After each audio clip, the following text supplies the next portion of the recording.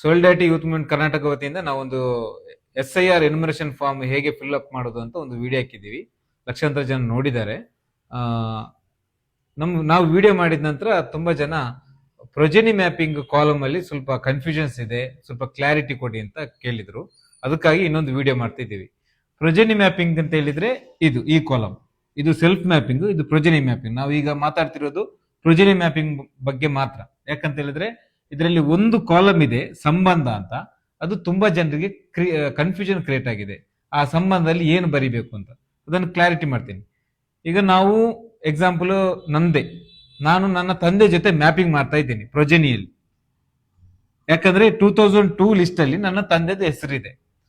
ಹಾಗಾಗಿ ಅವರ ಡೀಟೇಲ್ಸ್ ಅನ್ನ ಇಲ್ಲಿ ಬರೀಲಿಕ್ಕೆ, ಅಂದ್ರೆ ನಾನು ಇವ್ರ ಜೊತೆ ಮ್ಯಾಪಿಂಗ್ ಮಾಡ್ತಾ ಇದ್ದೀನಿ. ಹೇಗೆ? ಅದಕ್ಕೆ ನೀವು 2002 ಲಿಸ್ಟ್ ಅನ್ನ ಪೂರ ನೋಡ್ಬೇಕು, ಅಂದ್ರೆ ಪೂರ್ತಿ ನೋಡ್ಬೇಕು, ಕ್ರಮ ಸಂಖ್ಯೆಯಿಂದ ಹಿಡಿದು ಭಾಗ ಸಂಖ್ಯೆಯಿಂದ ಹಿಡಿದು. ಯಾಕೆ? ಇಲ್ಲಿ ಫಸ್ಟ್ ಕಾಲಮ್ ಅಲ್ಲಿ ಹೆಸರುದ್ದಿದೆ, ನನ್ನ ತಂದೆದ ಹೆಸರು ಇಲ್ಲಿ ಬರಿಬೇಕು.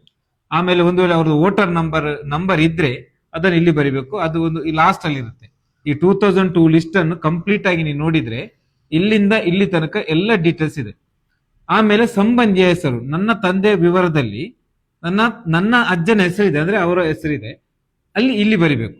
ಅಂದ್ರೆ ಸಂಬಂಧಿಯ ಹೆಸರು ಇಲ್ಲಿ, ಈ ಕಾಲಮ್ ಇಲ್ಲಿದೆ ನೋಡಿ, ಸಂಬಂಧಿಯ ಹೆಸರು, ಅದೇ ಕಾಲಮ್ ಅನ್ನ ಇಲ್ಲಿ ಕೊಟ್ಟಿರೋದು.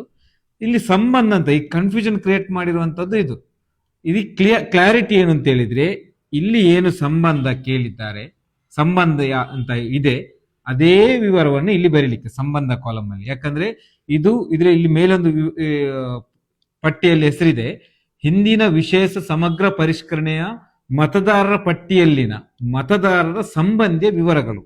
ಅಂದ್ರೆ ಅದು ಕೇಳ್ತಾ ಇರೋದು 2002 ಲಿಸ್ಟ್ ಜೊತೆಗೆ ನೀವು ಯಾರ ಜೊತೆ ಮ್ಯಾಪಿಂಗ್ ಮಾಡ್ತಿದ್ರೆ ಅವರ ವಿವರನ್ನು ಇಲ್ಲಿ ಹಾಕಿ. ಅಂದ್ರೆ 2002 ಲಿಸ್ಟ್, 2002 ವೋಟರ್ ಲಿಸ್ಟ್ ಅಲ್ಲಿ ಏನ್ ಡೀಟೇಲ್ಸ್ ಇದೆ ಅದನ್ನೇ ಇಲ್ಲಿ ಹಾಕ್ಲಿಕ್ಕೆ. ಯಾರು ಮ್ಯಾಪಿಂಗ್ ಮಾಡುವಾಗ ಸಂಬಂಧ ಏನು ಇಲ್ಲಿ ತಂದೆ, ಮತ್ತೆ ಜಿಲ್ಲೆ, ರಾಜ್ಯ, ವಿಧಾನಸಭಾ ಕ್ಷೇತ್ರ, ಮತ್ತೆ ಪಾರ್ಟ್ ನಂಬರ್, ವಿಧಾನಸಭಾ ಕ್ಷೇತ್ರ ಸಂಖ್ಯೆ, ಪಾರ್ಟ್ ನಂಬರ್ ಅಂತ ಹೇಳಿದ್ರೆ ಬೂತ್ ನಂಬರ್. ನಾವು ವೋಟ್ ಹಾಕ್ಲಿಕ್ಕೆ ಹೋಗ್ತೀವಲ್ಲ, ಅಲ್ಲಿ ಬೂತ್ ನಂಬರ್ ಅಂತ ಇದೆ, ಅದೇ ಪಾರ್ಟ್ ನಂಬರ್.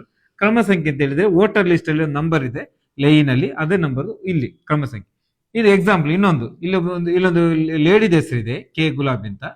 ಅವರ ಇದರಲ್ಲಿ ಅವರ ಮಕ್ಕಳು ಯಾರಾದ್ರೂ ಮ್ಯಾಪಿಂಗ್ ಮಾಡೋದಾದ್ರೆ ಎಕ್ಸಾಂಪಲ್, ಅವರ ವಿವರದಲ್ಲಿ ಏನಿದೆ ಇಲ್ಲಿ ಗಂಡ ಅಂತ ಇದೆ. ಯಾಕೆ? ಅದೇ ವಿವರವನ್ನ ಇಲ್ಲಿ ಹಾಕಿರೋದು. ಈಗ ಗುಲಾಬಿ ಅವರ ಮಕ್ಕಳು ಯಾರಾದ್ರೂ ಮ್ಯಾಪಿಂಗ್ ಮಾಡೋದಾದ್ರೆ ಅವರು ಇಲ್ಲಿ ಹೆಸರು ಬರಿಬೇಕು, ಗುಲಾಬಿ ಅವರ ಹೆಸರು ಬರಿಬೇಕು, ಅವರ ವೋಟರ್ ಐಡಿ ನಂಬರ್ ಇದ್ರೆ ಇಲ್ಲಿ ಬರಿಬೇಕು, ಸಂಬಂಧಿ ಹೆಸರು ಇಲ್ಲಿದೆ, ಅದೇ ವಿವರನ್ನು ಇಲ್ಲಿ ಬರಿಬೇಕು. ಸಂಬಂಧ ಅಂತ ಇಲ್ಲಿದೆ. ಈ ಸಂಬಂಧ ಅಂತ ಎನ್ನುವ ಕಾಲಮ್ 2002 ಮತದಾರರ ಪಟ್ಟಿಯಲ್ಲಿ 4ನೇ ನಂಬರ್ ಅಲ್ಲಿದೆ ಸಂಬಂಧ, ಅದೇ ಸಂಬಂಧವನ್ನು ಇಲ್ಲಿ ಬರಿಬೇಕು. ಇವರ ಜೊತೆ ಮ್ಯಾಪಿಂಗ್ ಮಾಡ್ತಿರೋದಲ್ಲ, ಇದು ಪ್ರೊಜೆನಿ ಮ್ಯಾಪಿಂಗ್ ಮಾತ್ರ ಮಾಡ್ತಿರೋದು. 2002 ಮತದಾರರ ಪಟ್ಟಿಯಲ್ಲಿ ಏನು ವಿವರ ಇದೆಯೋ ಅವರ ಜೊತೆ ಮ್ಯಾಪಿಂಗ್ ಮಾಡುವಾಗ ಅವರ ವಿವರವನ್ನಷ್ಟೇ ಇಲ್ಲಿ ಬರಿಬೇಕು, ಬೇರೆ ಯಾವ ವಿವರ ಬರೀಲಿಕ್ಕಿಲ್ಲ. ಹಾಗಾಗಿ ತುಂಬಾ ಜನ ಕನ್ಫ್ಯೂಷನ್ ಮಾಡ್ತಾ ಇದ್ರು, ಅದಕ್ಕೆ ಕ್ಲಾರಿಟಿಗೋಸ್ಕರ ಈ ವಿಡಿಯೋ ಮಾಡ್ತಾ ಇದ್ದೀವಿ.